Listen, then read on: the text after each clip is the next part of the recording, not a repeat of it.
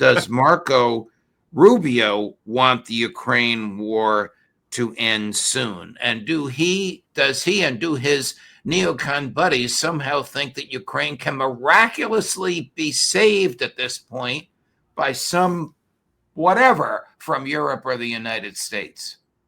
Well, whatever these people truly believe is a mystery to me. I don't know. I can't answer that.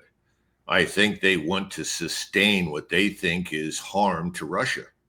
They refuse to believe that Russia is not being harmed. They refuse to believe that the Russian economy is not suffering.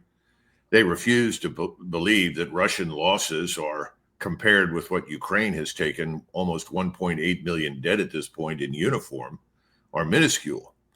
So we have to keep in mind these are ideologues that are consumed with hatred for Russia, consumed with hatred for everybody Israel doesn't like, consumed with hatred for Maduro and Venezuela, and this idea in the back of everyone's minds that if you destroy Venezuela and its capacity to sustain or support or help Cuba in any way, then you're doing the Lord's work.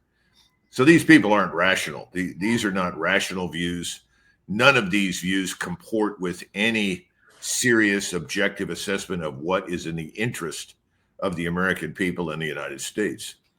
So I think that's the best we can come up with. And I don't see any evidence that's going to change. And the interesting part is, Judge, you and I watched President Trump when he ran for election the first time and the second time. And I don't think his views have really changed personally. I mean, he may have wandered sometimes off the track in foolish directions, but, he's president. Lots of presidents do that. But I think his basic position that I knew when I saw him in December of 2020 on NATO and on foreign policy in general, I don't think it's changed at all. So the question you have to ask yourselves, who were the donors that imposed on President Trump, this man Rubio, and his contingent? Mrs. Adelson, Dr. Adelson, I believe she's an MD. Sheldon Adelson's surviving wife, who, according to Scott Ritter and others on this show, said to Donald Trump $100 million legally into a political action committee for you. Make Marco Rubio your vice president. Trump said, I can't stand the man. No way would he be my vice president. Then she said, give him the next best, make him Secretary of State. He's an expert, I'm doing air quotes, in foreign affairs, particularly Latin America, and that apparently carried the day.